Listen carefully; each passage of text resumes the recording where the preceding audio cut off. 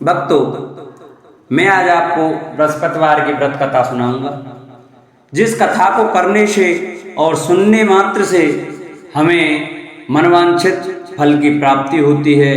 विष्णु भगवान की हमें असीम कृपा प्राप्त होती है। तो आइए हम अपनी कथा को प्रारंभ करते हैं। जो भक्त हमारे चैनल पर नए आए हैं, वो हमारी वीडियो नए देख रहे हैं, वो हमारे चैनल को सब्सक्राइब कर लें, वीडियो को लाइक करें और कमेंट में ओम नमो भगवते वासुदेवाय अवश्य लिखें। तो आइए हम अपनी कथा को प्रारंभ करते हैं। बृहस्पतिवार का दिन भगवान विष्णु को समर्पित है। इस दिन विष्णु जी की पूजा करने से हमारी सभी मनोकामनाएं पूरी होती हैं। भारतवर्ष में एक प्रतापी और दानी राजा राज्य करता था।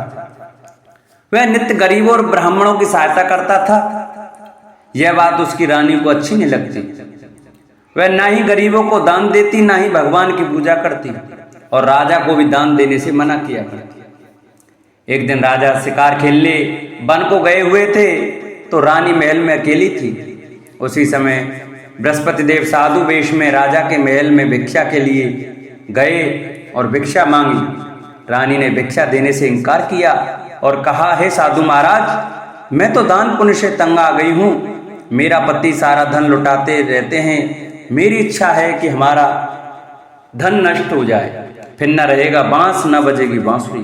साधु ने कहा, देवी तुम तो बड़ी विचित्र हो।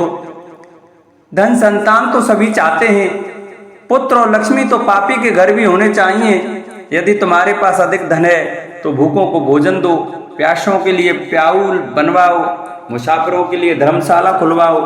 जो निर्धन अपनी कुंवारी कन्याओं का विवाह नहीं कर सकते, उनका विवाह करा दो। ऐसे और कई काम हैं जिनके करने से तुम्हारा यश लोक परलोक में फैलेगा। परंतु रानी पर उपदेश का कोई प्रभाव न पड़ा। वह बोली, महाराज आप मुझे कुछ ना समझाएं। मैं ऐसा धन नहीं चाहती जो हर जगह बांटती फिरूं। साधु ने उत्तर दिया, यदि तुम्हारी ऐसी इच्छा है तो तथास्तु। तुम ऐसा करना कि बृहस्पतिवार को घर लीपकर पीली मिट्टी से अपना सिर धोकर स्नान करना, भट्टी चढ़ाकर कपड़े धोना। ऐसा करने से आपका सारा धन नष्ट हो जाएगा। इतना कहकर वह साधु महाराज वहां से अलोप हो गए। साधु के अनुसार कई बातों को पूरा करते हुए रानी को केवल 3 बृहस्पतिवार ही बीते थे कि उसकी समस्त धन संपत्ति नष्ट हो गई। भोजन के लिए राजा का परिवार तरसने लगा। तब एक दिन राजा ने रानी से बोला कि रानी तुम यहीं रहो, मैं दूसरे देश को जाता हूँ, क्योंकि यहाँ पर सभी लोग मुझे जानते हैं, इसलिए मैं कोई छोटा कार्य नहीं कर सकता। ऐसा कहकर राजा प्रदेश चला गया। वहां वह जंगल से लकड़ी काट कर लाता और शहर में बेचता। इस तरह वह अपना जीवन व्यतीत करने लगा। इधर राजा के प्रदेश जाते ही रानी और दासी दुखी रहने लगी। एक बार जब रानी और दासी को 7 दिन तक बिना भोजन के रहना पड़ा, तो रानी ने अपनी दासी से कहा, हे दासी, पास ही के नगर में मेरी बहन रहती है, वह बड़ी धनवान है, तू उसके पास जा और कुछ ले आ, ताकि थोड़ी बहुत गुजर बसर हो जाए। दासी रानी की बहन के पास गई। उस दिन गुरुवार था और रानी की बहन उस समय बृहस्पतिवार की व्रत कथा सुन रही थी। दासी ने रानी की बहन को अपनी रानी का संदेश दिया, लेकिन रानी की बड़ी बहन ने कोई उत्तर नहीं दिया। जब दासी को रानी की बहन से कोई उत्तर नहीं मिला, तो वह बहुत दुखी हुई और उसे क्रोध भी आया। दासी ने वापस आकर रानी को सारी बात बता दी। सुनकर रानी ने अपने भाग्य को कोसा। उधर रानी की बहन ने सोचा कि मेरी बहन की दासी आई थी, परंतु उससे मैं नहीं बोली, इससे वह बहुत दुखी हुई होगी। कथा सुनकर और पूजन समाप्त करके वह अपनी बहन के घर आई और कहने लगी, हे बहन, मैं बृहस्पतिवार का व्रत कर रही थी, तुम्हारी दासी मेरे घर आई थी, परंतु जब तक कथा होती है तब तक ना तो उठते हैं और ना ही बोलते हैं, इसलिए मैं नहीं बोली। कहो दासी क्यों गई थी? रानी बोली, बहन तुमसे क्या छिपाऊं, हमारे घर में खाने तक को अनाज नहीं था। ऐसा कहते कहते रानी की आंखें भर आईं। उसने दासी समेत पिछले 7 दिनों से भूखे रहने तक की बात अपनी बहन को विस्तार पूर्वक सुना दी। रानी की बहन बोली, देखो बहन, भगवान बृहस्पति देव सबकी मनोकामना को पूर्ण करते हैं। देखो शायद तुम्हारे घर में अनाज रखा हो। पहले तो रानी को विश्वास नहीं हुआ। वह बहन के आग्रह पर अपने उसने अपनी दासी को अंदर भेजा तो उसे सचमुच अनाज से भरा एक घड़ा मिला। यह देखकर दासी की हैरानी हुई। दासी रानी से कहने लगी, हे रानी, जब हमको भोजन नहीं मिलता तो हम व्रत ही तो करते हैं, इसलिए क्यों ना इनसे व्रत और कथा की विधि पूछ ली जाए ताकि हम भी व्रत कर सकें। तब रानी ने अपनी बहन से बृहस्पतिवार व्रत के बारे में पूछा। उसकी बहन ने बताया, बृहस्पतिवार के व्रत में चने की दाल और मुनक्का से विष्णु भगवान का केले की जड़ में पूजन करें तथा दीपक जलाएं, व्रत कथा सुने और पीला भोजन ही करें, इससे बृहस्पति देव प्रसन्न होते हैं। व्रत और पूजन विधि बताकर रानी की बहन अपने घर को लौट गई। 7 दिन के बाद जब गुरुवार आया तो रानी और दासी ने व्रत रखा। घुड़साल में जाकर चना और गुड़ ले आई, फिर उससे केले की जड़ तथा विष्णु भगवान का पूजन किया। अब पीला भोजन कहाँ से आए, इस बात को लेकर दोनों बहुत दुखी थी। चूंकि उन्होंने व्रत रखा था इसलिए बृहस्पति देव उनसे प्रसन्न थे, इसलिए वे एक साधारण व्यक्ति का रूप धारण कर 2 थालों में सुंदर पीला भोजन दासी को दे गए। भोजन पाकर दासी बहुत प्रसन्न हुई, फिर रानी के साथ मिलकर भोजन ग्रहण किया। उसके बाद वे सभी गुरुवार को व्रत और पूजन करने लगी। बृहस्पति भगवान की कृपा से उनके पास फिर से धन संपत्ति आ गई, परंतु रानी फिर से पहले की तरह आलस्य करने लगी। तब दासी बोली, देखो रानी, तुम पहले इस प्रकार आलस्य करती थी, तुम्हें धन रखने में कष्ट होता था, इस प्रकार सभी धन नष्ट हो गया, और जब भगवान बृहस्पति की कृपा से धन मिला है तो तुम्हें फिर से आलस्य होता है। रानी को समझाते हुए दासी कहती है कि बड़ी मुसीबतों के बाद हमने यह धन पाया है, इसलिए हमें दान पुण्य करना चाहिए, भूखे मनुष्यों को भोजन कराना चाहिए और धन को शुभ कार्यों में खर्च करना चाहिए, जिससे तुम्हारे कुल का यश बढ़ेगा, स्वर्ग की प्राप्ति होगी और पितृ प्रसन्न होंगे। दासी की बात मानकर रानी अपना धन शुभ कार्यों में खर्च करने लगी, जिससे पूरे नगर में उसका यश फैलने लगा।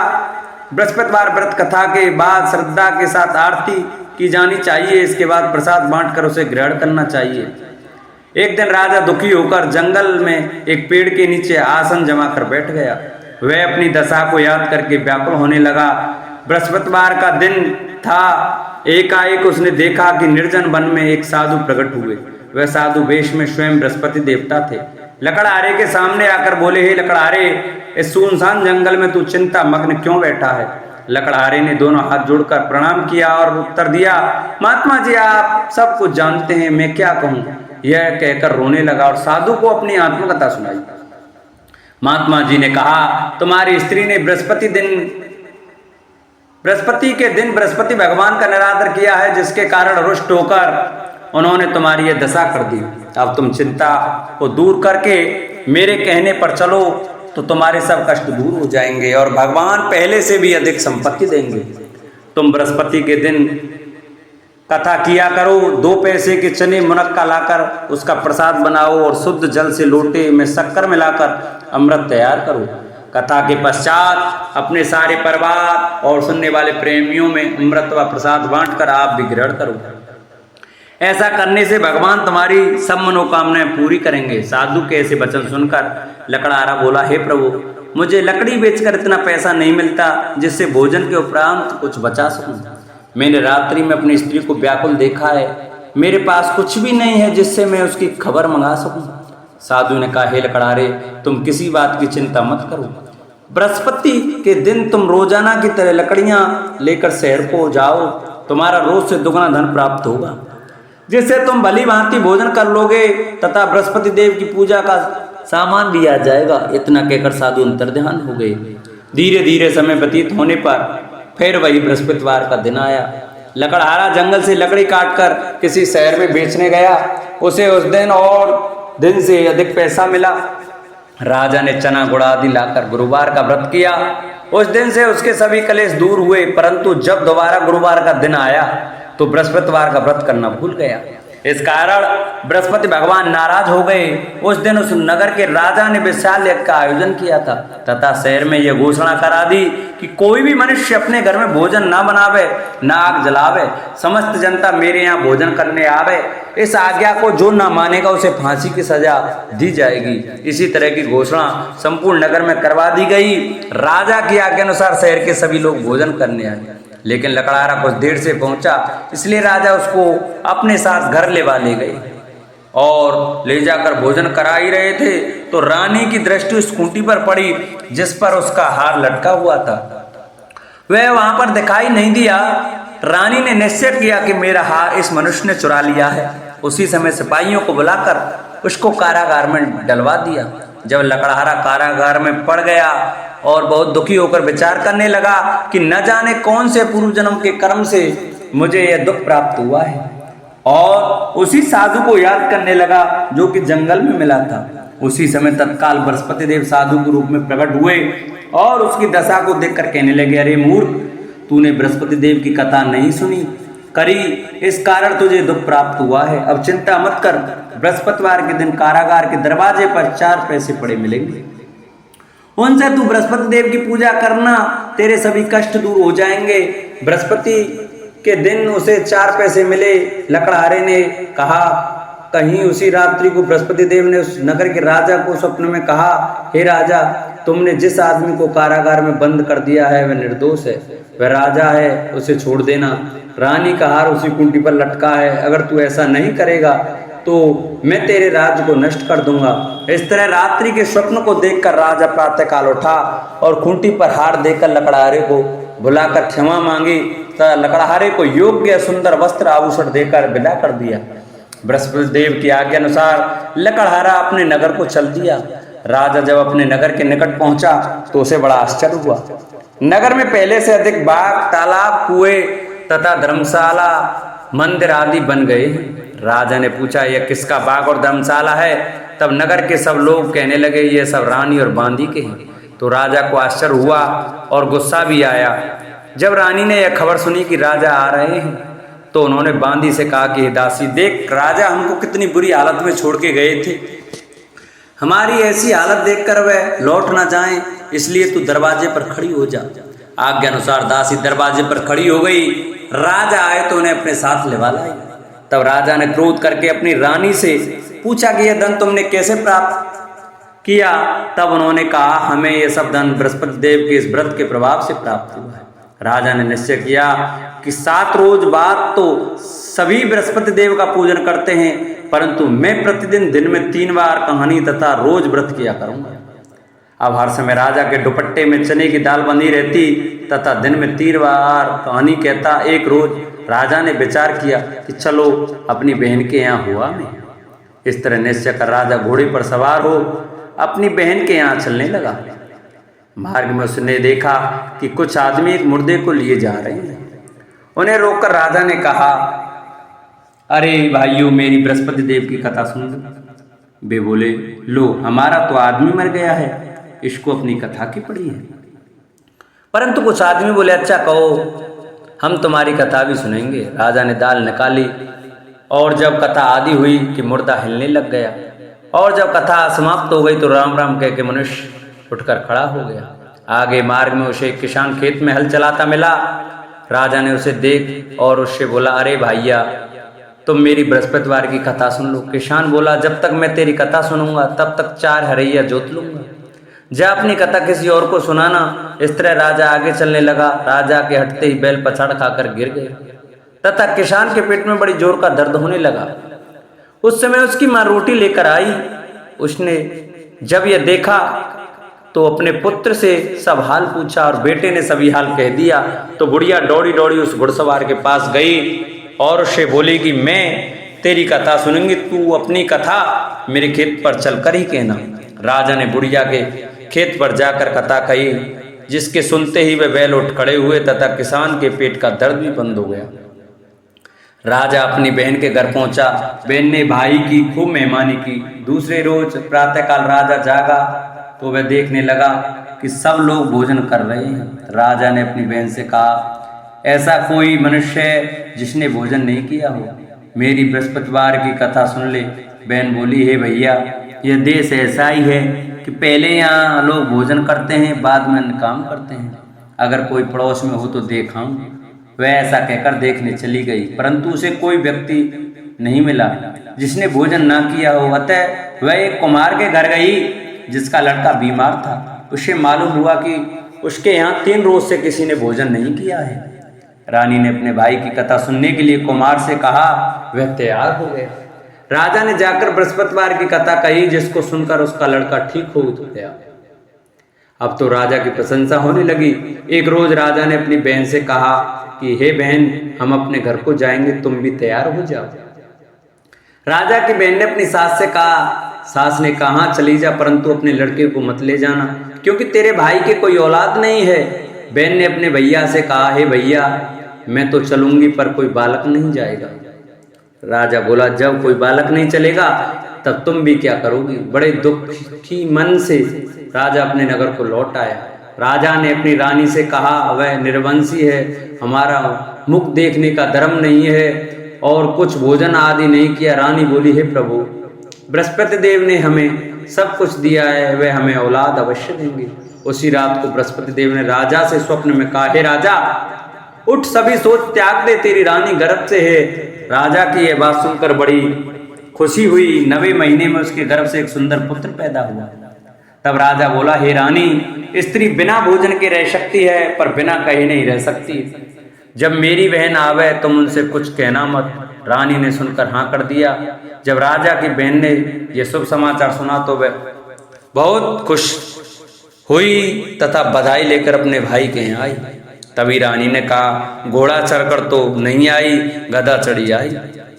राजा की बहन बोली, भाभी, मैं इस प्रकार न कहती तो तुम्हें औलाद कैसे मिलती। बृहस्पति देव ऐसे ही हैं, जैसी जिनकी मन में कामना है सभी को पूर्ण करते हैं। जो सद्भावना पूर्वक बृहस्पतिवार का व्रत करते हैं एवं कथा पढ़ता अथवा सुनता है, दूसरों को सुनाता है, बृहस्पति भगवान उनकी सभी मनोकामना पूरी करते हैं। भगवान बृहस्पति सदैव रक्षा करते हैं। संसार में जो मनुष्य सद्भावना से भगवान जी का पूजन व्रत सच्चे हृदय से करते हैं तो उनकी सभी मनोकामना पूर्ण करते हैं। जैसी सच्ची भावना से रानी और राजा ने उनकी कथा का गुणगान किया तो उनकी सभी इच्छाएं बृहस्पति देव जी ने पूरी की थीं। इसलिए पूर्ण कथा सुनने के बाद प्रसाद लेकर जाना चाहिए। हृदय से उसका मनन करते हुए जयकारा बोलना चाहिए। बोलो बृहस्पति देव भगवान की जय। प्राचीन काल में एक ब्राह्मण रहता था।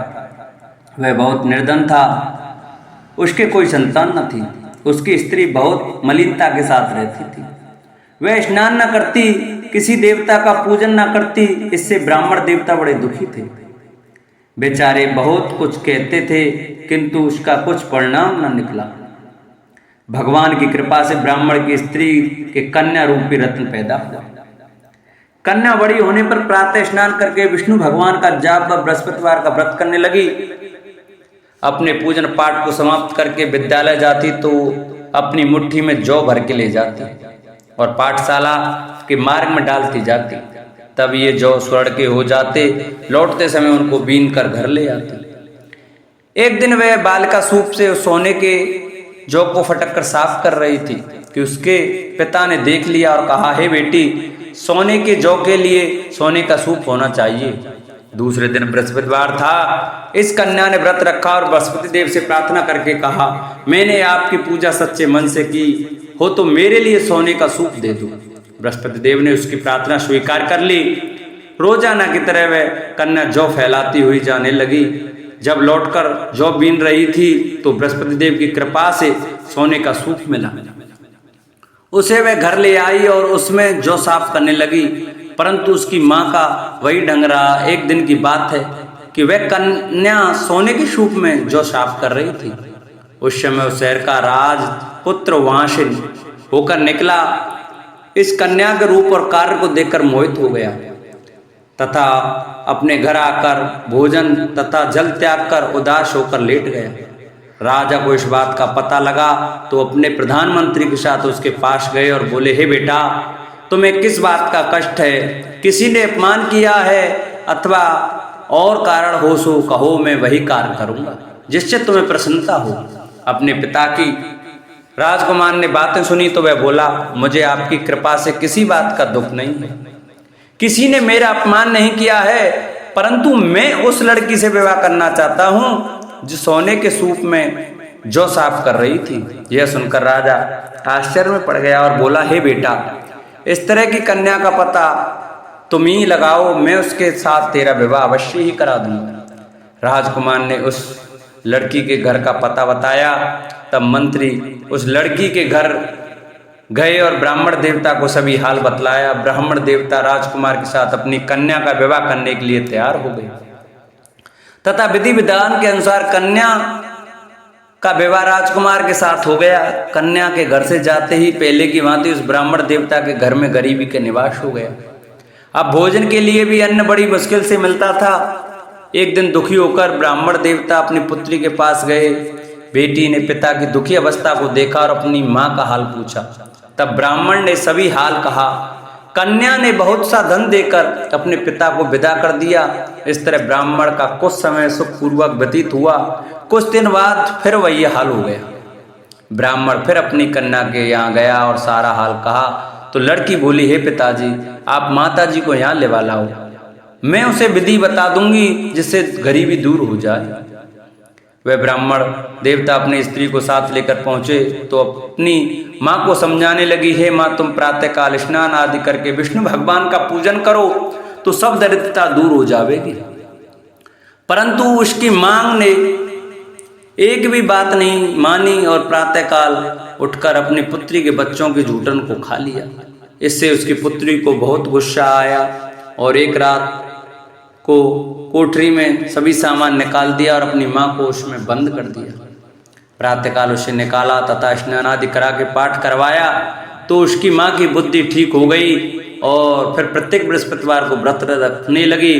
इस व्रत के प्रभाव से उसके माँ बाप बहुत ही धनवान और पुत्रवान हो गए और बृहस्पति जी के प्रभाव से इस श्लोक में सुख भोग का स्वर्ग को प्राप्त हुए। बोलो विष्णु भगवान की जय, बोलो बृहस्पति देव की जय। ओम जय जगदीश हरे, स्वामी जय जगदीश हरे। भक्त जनों के संकट, दास जनों के अवगुण, बंसी वाला दूर करे। ओम जय जगदीश हरे। जो ध्यावे फल पावे, दुख विन से मन का, स्वामी दुख विन से मन का। सुख संपत्ति घर आवे, श्याम सुंदर घर आवे, कष्ट मिटे तन का। ओम जय जगदीश हरे। मात पिता तुम मेरे, शरण गहूँ में किसकी, स्वामी शरण गहूँ में किसकी। तुम बिन और न दूजा, प्रभु बिन और न दूजा, आस करूँ मैं जिसकी। ओम जय जगदीश हरे। तुम पूर्ण परमात्मा, तुम अंतर्यामी, स्वामी तुम अंतर्यामी। पार ब्रह्म परमेश्वर, जगत पिता परमेश्वर, तुम सबके स्वामी। ओम जय जगदीश हरे। तुम करुणा के सागर, तुम पालन करता, स्वामी तुम रक्षा करता। मैं मूरख खल कामी, मैं सेवक तुम स्वामी, कृपा करो हरता। ओम जय जगदीश हरे। तुम हो एक अगोचर, सबके प्राणपति, स्वामी सबके प्राणपति। किस विध मिलूं दया में, किस विध मिलूं कृपा में, तुमको मैं कुमति। ओम जय जगदीश हरे।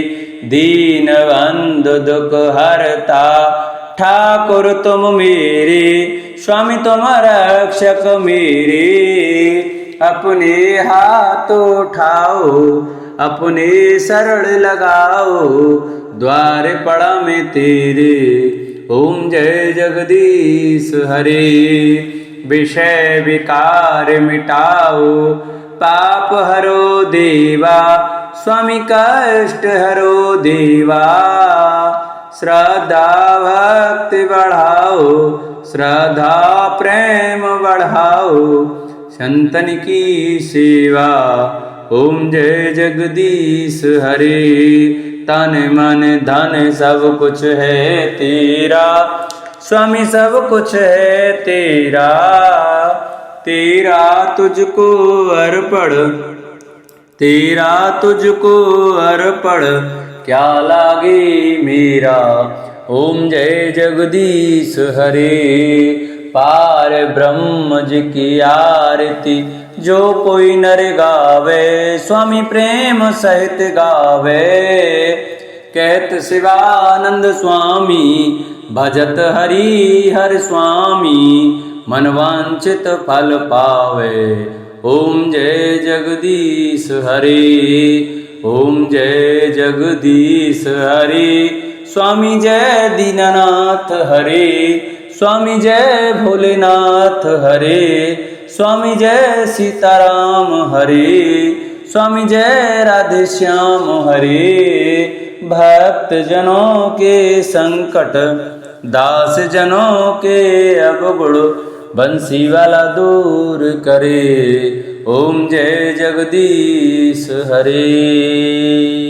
बोलो विष्णु भगवान की जय, बोलो बृहस्पति देव भगवान की जय। जिन भक्तों को हमारी कथा अच्छी लगी हो वो हमारी कथा को ज़्यादा से ज़्यादा शेयर करें, जिससे और भी भक्त हमारी कथा का श्रवण कर सकें। हमारे चैनल को सब्सक्राइब करें, वीडियो को लाइक करें और कमेंट में ओम नमो भगवते वासुदेवाय, ओम बृहस्पतिदाय नमः लिखना न भूलें। बोलो बृहस्पति भगवान की जय।